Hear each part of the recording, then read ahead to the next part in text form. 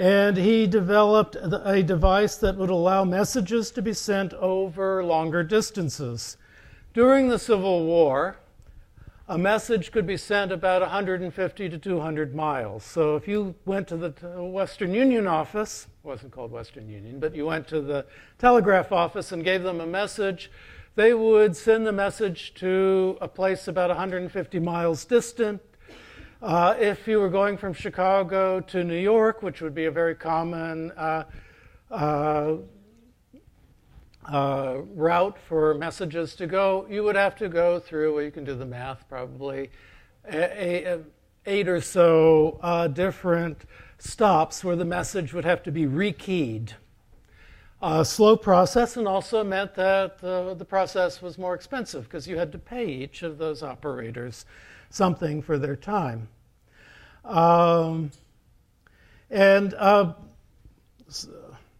So Edison figured out a way to be able to automate this system. So he developed what in effect were repeating machines that were able to carry the same message with only one operator for many hundreds of miles. And this was something that newspapers were clamoring for. And again, he had a ready set of buyers for this device.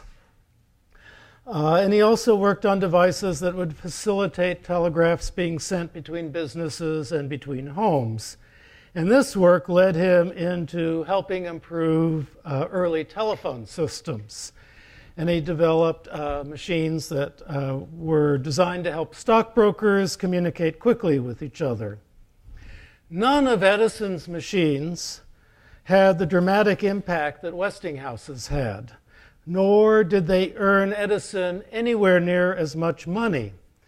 But at the age of 24, he established his own workshop in Menlo Park, New Jersey, which is about 35 miles west of Manhattan, where he assembled a staff of ingenious young men to pursue a variety of experiments in communications and the uses of electricity. Edison claimed that his laboratory, his workshop, was the world's first modern scientific laboratory.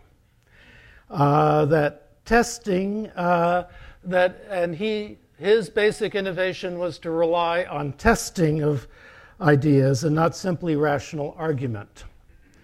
That he was convinced that a practical product served as the ultimate test of a scientific or engineering idea.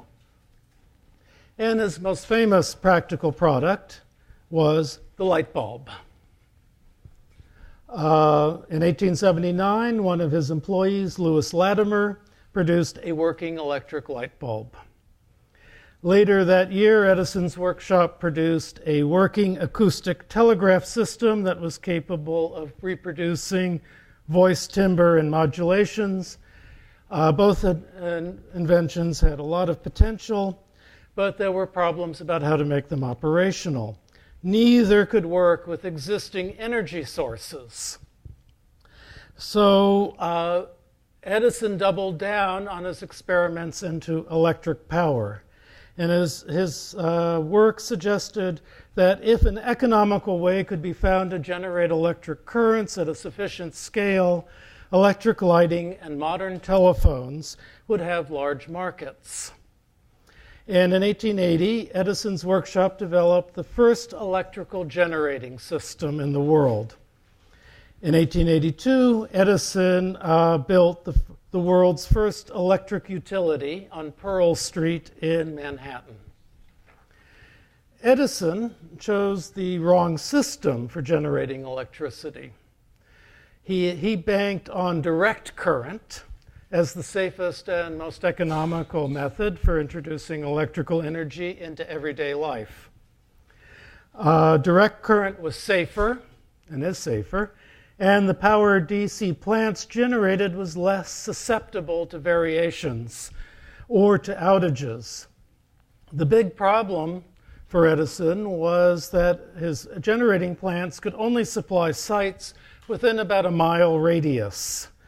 So he focused on electrification of downtown areas, where electricity would be a feature of commercial life or of amusement zones.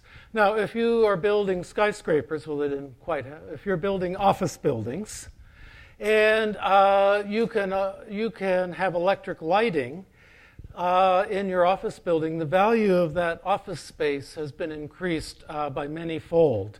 You can, and if you can attach an elevator to it, you can build more floors, and the value of your property has been improved substantially.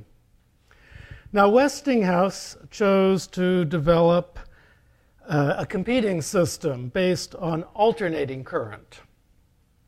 And this was based on the work of Nikola Tesla, who initially worked for Edison, but didn't like Edison personally, so he left and went to work for Westinghouse.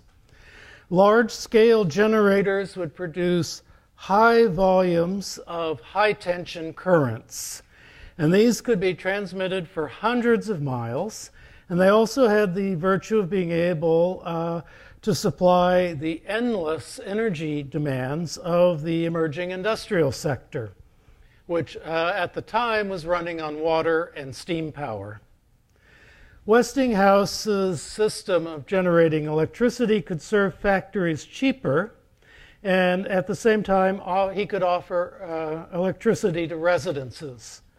Indeed, Westinghouse's system was so expensive that it required complete 100% electrification of communities if it was to be scalable.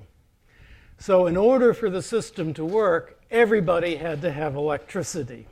And you had to either be convinced that it was good for you to have electric lights, or you had to be forced into living with it. Nobody could opt out. Whereas Edison's system was economically viable, even if he had a modest number of customers in a small area. But it would be difficult for him to expand, because he'd have to build an electric power plant basically every mile and a half.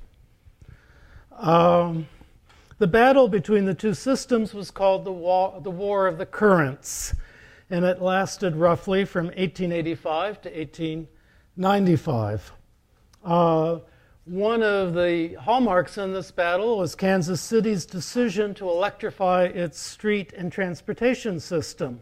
That was a great victory for Westinghouse because it took electricity out of the private realm and put it into the public realm, and began the process of thinking of electricity as something that everybody had to live with. Edison's publicists responded by pointing out the dangers of live electric wires in people's homes, and these were real dangers. And Edison developed the electric chair to demonstrate the dangers of alternating current electricity. Edison was personally opposed to the death penalty, and he had not expected that the state of New York would adopt the electric chair as a more humane method of execution than hanging. But the advantages of the Westinghouse system were real. And Westinghouse received the contract to provide the electricity for the World's Columbian Exposition, which was held in Chicago in 1893, an event watched everywhere in the world. And the use of electricity to power every aspect of the event led to more towns seeking to electrify. The same year, Westinghouse began working on the world's first hydroelectric power generating plant, built along the Niagara Falls and used to provide electricity to nearby Buffalo, which was one of the industrial hubs of the United States. And the Westinghouse Company also developed systems at that time to produce electricity for maritime vessels. In the end, Edison's utility companies were forced to adopt AC current as well, while DC was reserved for more specialized uses, including science labs, elevators, subways, and other kinds of urban mass transit lines. In fact, we live with both of these systems because they have different virtues and different dangers. Westinghouse jumped into DC production as well, And this plant that we saw in the film in East Pittsburgh was producing turbines for generating electrical power. Edison was forced out of his electric company in 1892 by financier banker J.P. Morgan.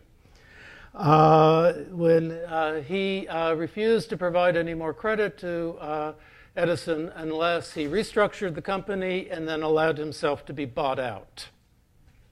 It was a hostile takeover. And this was the Edison Electric Company then became General Electric in 1892. J.P. Morgan was the most important banker in the United States. He was firmly committed to corporate management, running companies instead of individual entrepreneurs, and he would not finance companies that were led by single, strong-willed individuals like Thomas Alva Edison. So at this time, in 1892, Edison shifted into motion pictures, which he dominated in the United States for quite some time. The Klein book talks a little bit about Samuel Insull, another important figure in this whole business. He was the founder of the Chicago Edison Company, which then became Commonwealth Electric, a major company that's still operating. And Insull, who was born in England, immigrated to the United States in his early 20s because he was interested in electrical work in the British industry was not, so he came to the United States to be with other young men who were interested in his sorts of issues. He worked for Edison for a while, couldn't stand Edison, and then made a deal with J.P. Morgan. And Insull is particularly important because he understood Westinghouse's principle that electricity had to be used universally. You couldn't have voluntary opt-outs, essentially. If it was going to work, everybody had to do it. And if it was going to work, it would be best that there was no competition. So ComEd, Commonwealth Edison, should be the only company providing electricity to a community. And in order to get people to buy this idea, he came up with essentially what we would consider the modern idea of a public utility. In 1897, the state of Illinois agreed that Commonwealth Electric could have a monopoly for the distribution of electricity in Chicago and other towns. And in exchange, it would be regulated by what in California we call the Public Utilities Commission. Insull said the average U.S. company at this time was getting about a 4% return on its investments. The regulated utility should get 6%. That 6% was higher than the average, but also there was no risk. And it was also a cap. So he developed a business model that would be dominant in the United States for the 20th century. This is something that Nikola Tesla had to say about Edison. He had worked for him for a long time. Basically, he said he was an impossible person to be in the same